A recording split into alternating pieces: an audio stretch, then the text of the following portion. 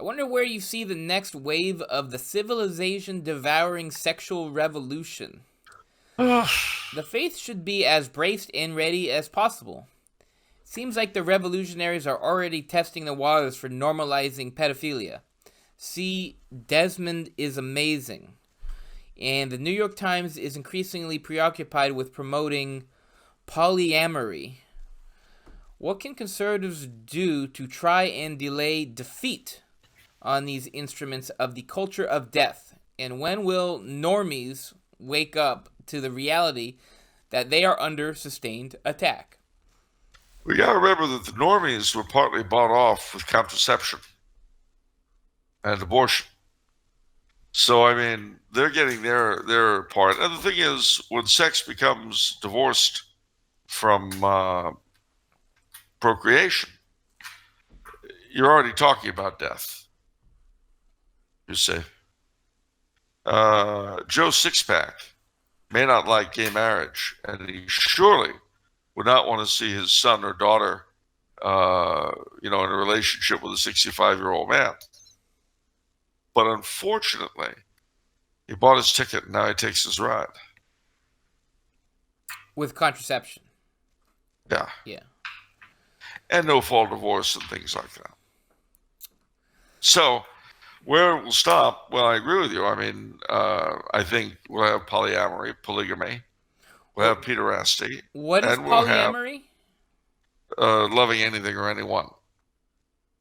And multiple partners. Okay. And I think bestiality is on route. You know, my joke at the time that Brokeback Mountain came out was I had written a script called Brokeback Kennel, a bittersweet tale of a doctor who falls for one of his patients. But unfortunately, that very year, a movie came out about a man and his horse. Love is everywhere. I don't mean a porn movie.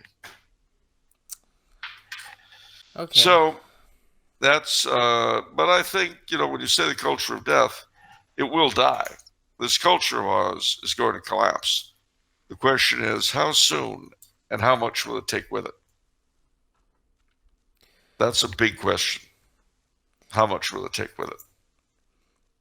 Yeah, to me, this conjures up images of biblical happenings because you have the culture of life, culture of death.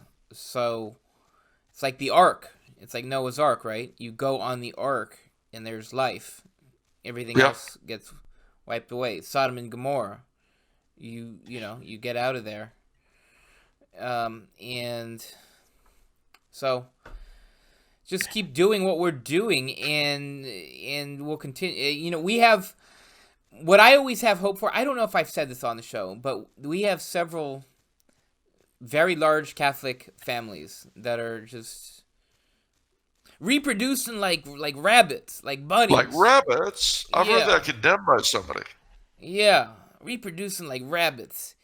And more than anything else, I have hope in that because it's interesting because I've heard non-religious people talk about their perceptions of Catholics, and they don't think that we actually love or raise our children. Like, they think that we have this many, 7, 8 kids or whatever, and that we're, irresponsible. We just let them run wild, and they don't understand the love that is attached. No, they don't, and they can't. I mean, as you know, I have 10 nieces and nephews. Yeah. For my brother and sister-in-law. Yeah. And, large families like that, they become very tribal. Of course. Yeah, I've seen that. Yeah.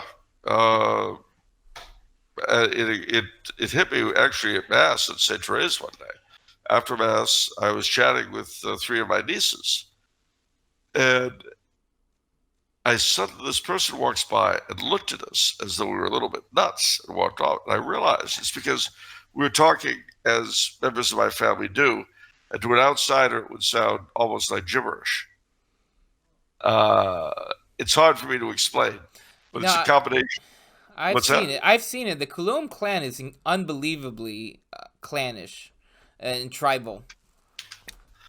You know, a lot of people have told me that, and I think it's unfair. I think that if you're outsiders, you're not necessarily evil. I mean, the presumption, of course, is there. It would be. You know, you can see that. But I think that someone should be allowed to prove themselves diabolical before we judge them. Now, many of my fellow family members don't agree with me on this. I try to explain to them that outsiders are, you know, God made them too. Is my attitude. But again, some of my relations have a hard time with that concept. But I think it makes sense. I think that there wouldn't be so many non-Coulombes in the world if God didn't want them to be there. I've told my brother this. I don't know how many of our cousins I've told this, and they some of them have had a great deal of difficulty with the concept, you know. But you know, I said, look, my brother married an outsider, and she's fine. And they sort of hem and haw, and they said, well, you know, she's the exception that proves the rule. Yeah. So shallow end of the gene pool, as you might say. What? Yeah. Okay. So yeah. So I you know, Catholics should have hope in the culture of life, because and the way we have hope in it is by living it. And living it, yeah. You know, if you can imagine concentric circles, it starts with you personally. Be the best individual you can be. Be honorable. You know, be devout. Be industrious. Be honest. Keep your word. That stuff. Then marry. If you're going to get married, marry as well as you can. And if you're not going to get married and you don't go into the religious life, then be the best part of your extended family that you can. But then beyond that, be the best participant in your particular community that you can be. You know, and there are things that, I mean, they sound, my gosh, everything from the slow food movement to shop local Saturday. Well, these things seem a bit odd, but they all bear up an important point, which is that we do live in particular places. Explore where you live. Go to farmers markets. Do volunteer work at your local historic house museum.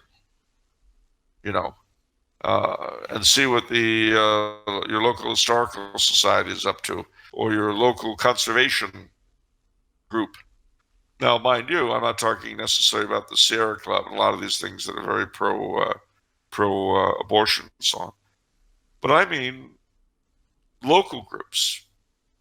You know, the Friends of the Nutwood Forest, that being the name of the woods by your town, presumably.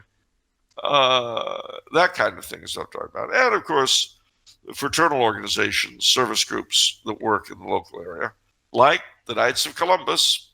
You don't have to wear the new uniform to be first, second, or third degree, or even fourth degree. You don't have to be in the color guard. There's no requirement. You know, if you're a veteran, join the VFW or the American Legion. You know, let your light shine among men. But do it all with a purpose. Don't do it just to do it. Let people see and know who you are by what and how you carry yourself and how and what you do.